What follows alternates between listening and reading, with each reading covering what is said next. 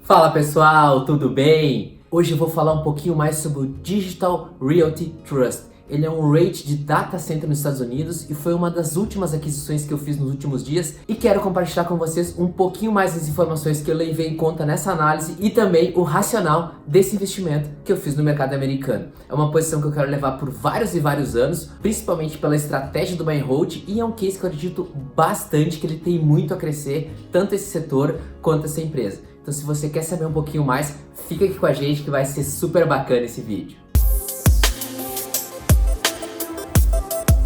Antes de tudo, deixa o teu like aqui no vídeo, isso é super importante para chegar em mais pessoas e também aqui para o crescimento do canal. Para quem não me conhece ainda, eu sou o Francisco do canal Mente de Holder. Toda semana eu estou trazendo conteúdo principalmente sobre investimentos, tanto no mercado brasileiro quanto no mercado americano, e é uma estratégia que eu gosto demais, é uma maneira que eu gosto de compartilhar um pouquinho das informações que eu faço no mercado e também ajudar o maior número de pessoas que têm interesse nesse assunto. Então se você gosta desse conteúdo, se inscreve aqui embaixo que é super importante. A Digital Realty Trust é um REIT no mercado americano que investe em data center, principalmente para operadoras, e também oferece serviços principalmente nessa área de tecnologia. A empresa possui cerca de 225 ativos em operação em todos os lugares do mundo. Eu vou abrir para vocês isso aqui no decorrer do vídeo, e também ela demonstra uma grande capacidade de expansão, que também vai ser um dos pontos que eu vou entrar aqui mais a fundo com vocês e também um dos porquês que eu fiz o investimento nos últimos dias. E ela possui data centers alugáveis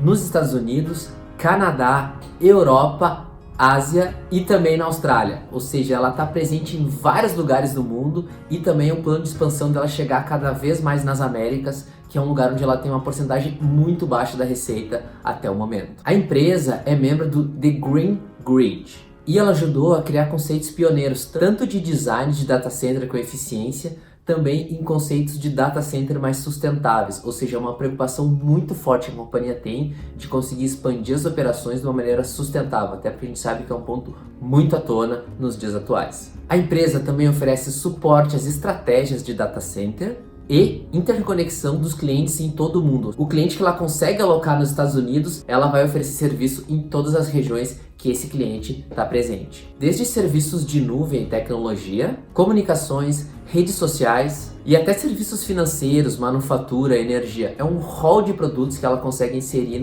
na prateleira dela para compor a receita da companhia. Dentre o setor de data rates, a companhia é a segunda maior em valor de mercado. Vou trazer para vocês aqui uma figura demonstrando o valor de cada companhia.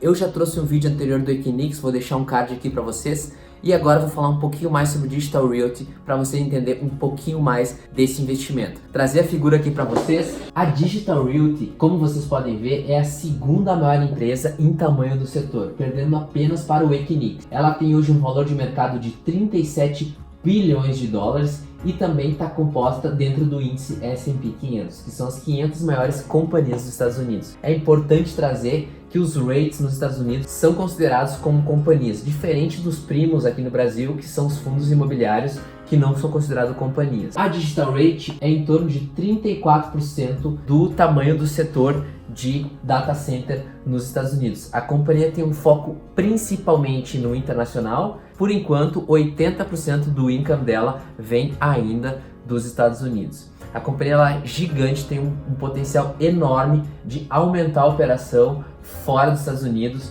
que hoje é o principal mercado dela e também o mercado de fundação. Trazer para vocês aqui um pouquinho das vantagens, dos porquês que eu decidi investir nesse REIT, ainda mais você sabe que eu sou entusiasta de tecnologia e também de posições em que eu acredito no longo prazo. Esse REIT, ele traz 15 anos consecutivos de aumento nos dividendos. Demonstra uma consistência na entrega de resultados. A empresa também é o quinto maior REIT listado nos Estados Unidos. Eu gosto de posições grandes, principalmente pela questão de segurança. Uma parte da minha carteira, no futuro, eu também vou estar alocando em ativos um pouquinho mais de risco e que traga uma relação risco-retorno maior. Também a parte de crescimento, ou seja, a companhia vem demonstrando 12% de crescimento todos os anos desde 2005. São resultados consistentes e importantíssimos. Então, essas são alguns dos porquês e das vantagens que eu vejo de investir tanto em tecnologia, principalmente porque é um setor ainda que tem muito de avanço, mas também na questão dos estudos, um ponto bem negativo que eu estava lendo, grande parte de data center está outside das empresas, ou seja, as companhias compram esses serviços de partes externas dela, ou seja, elas compram esse serviço de um Equinix, de um Digital Realty,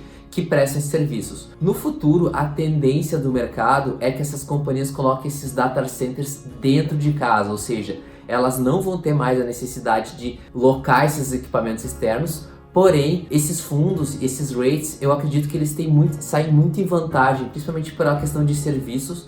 Não vai ser nada fácil essas companhias trazer para dentro de casa esse produto, digamos assim, e mesmo que no longo prazo a gente pense que as companhias não precisem tanto dos data centers, tanto o Equinix quanto o Digital Realty, eu acredito que eles vão sair na frente em relação à prestação de serviços dentro dessas mudanças. Vamos ver como é que vai ser o mercado nos próximos anos, mas é uma das tendências que acompanho e também alguns dos riscos dessa posição. A gente tem que estar bem ciente dos riscos quando a gente entra num ativo para ficar mais de 10 anos, como a gente sempre faz. Em relação ao crescimento, vou trazer para vocês uma figura aqui que demonstra aonde que a empresa está pretendendo fazer os investimentos para os próximos anos. Vamos lá! Como a gente viu, grande parte do income dela e da receita vem dos Estados Unidos. E a empresa prevê uma expansão muito grande em outros mercados nos próximos anos. Começando pelo México, Frankfurt, mercado europeu, principalmente Paris e Marseille na França, ou seja, tem muito a expandir o mercado francês e também é um certo ponto central na Europa, onde ela consegue prestar os serviços para as empresas da região. E também o mercado asiático, que ela não está tão inserida ainda quanto o Equinix, e a gente vê grandes esforços, tanto em 2020 quanto em 2021, de fazer investimentos tanto em Seul quanto em Hong Kong para conseguir estar mais presente no mercado asiático. Aqui a gente vê um driver de onde a companhia quer chegar, a gente não está vendo nada nas Américas ainda, é um mercado que a companhia está um pouco para trás em relação aos concorrentes, mas ela tem um plano de expansão muito forte, principalmente no mercado europeu e asiático. Trazer para vocês também um pouquinho mais dos números globais da empresa para apresentar ela, ou seja, a companhia tem 280 data centers espalhados por todo o mundo, um total ocupado em torno de 86% de todos os ativos dela. Também a gente vê mais de 4 mil clientes presentes na operação, com mais de 160 mil conexões entre eles, e também 29% da receita da companhia vem da Europa, do Oriente Médio e África. Entrando mais na questão do crescimento, a companhia pretende investir 2 bilhões de dólares em desenvolvimento tanto de novos produtos quanto de novos mercados. Vocês sabem que nas minhas análises eu gosto de olhar basicamente 3 pontos.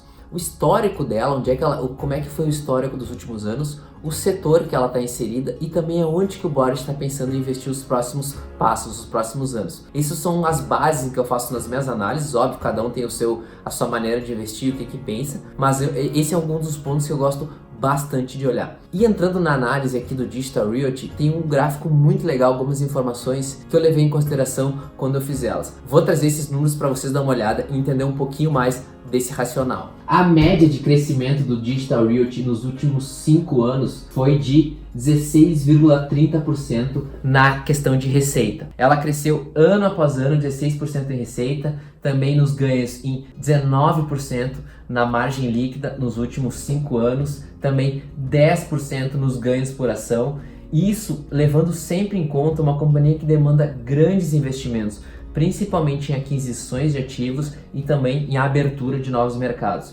Esse é um ponto que eu comento bastante nos meus investimentos, principalmente nos rates de tecnologia, que são empresas que demandam muito investimento, muito capital para fazer frente, tanto na aquisição e desenvolvimento e pesquisa de novas tecnologias, também na parte física de construção desses data centers e desses equipamentos. Um ponto também muito importante é a margem bruta, cresceu 63,24% na média nos últimos 5 anos. Aqui eu trago um gráfico do booking histórico desse ativo, a capacidade que ela tem de aluguéis na relação da base dela e também a interconexão entre esses clientes e esses espaços em que ela aloca. A gente vê uma manutenção nos últimos anos e agora um aumento em 2020, principalmente por essa abertura de novos mercados que a companhia está fazendo e também por esses investimentos e aquisições que a companhia pretende fazer agora em 2020 e 2021. Antes dela conseguir fazer esses investimentos, ela tem que alocar capital, principalmente em espaço e em energia, para conseguir fazer o aluguel e esses serviços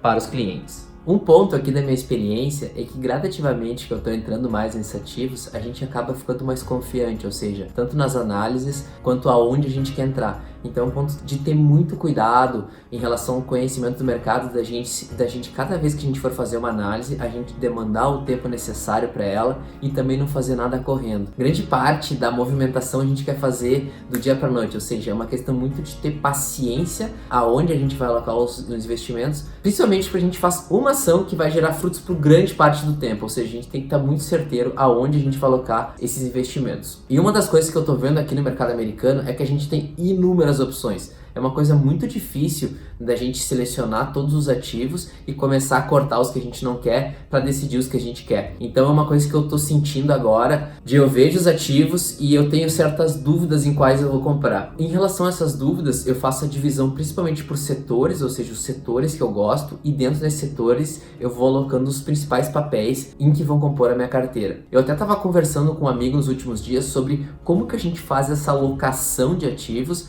e também para ter o cuidado para não ficar com ativos demais na carteira e a gente não conseguir acompanhar. Esse é um dos porquês também que a gente faz essa divisão, e eu estou começando a fazer a divisão tanto em ativos quanto em ETF. Dessa forma a gente consegue ter uma exposição maior e também uma diversificação do risco sem ficar à mercê e também ter que acompanhar vários e vários resultados e várias companhias diferentes. Eu sempre trago a premissa de que fazer simples é melhor. Quanto mais simples for o fato de investir e também de fazer as explicações e também o acompanhamento, mais fácil vai ser para a gente poder ter bons resultados e também boas probabilidades de sucesso no futuro. Então vai aqui um pouquinho da minha experiência e eu espero que possa ajudar vocês que estão começando e também que já são pessoas mais experientes, tanto no mercado brasileiro quanto no mercado americano. Entrando mais a fundo na exposição da companhia por receita, a gente vê que grande parte dessa receita está ainda vinculada em dólares americanos. Como a companhia está procurando crescer mais, principalmente na Europa e na Ásia, a gente vê que grande parte dos esforços dela estão nessa região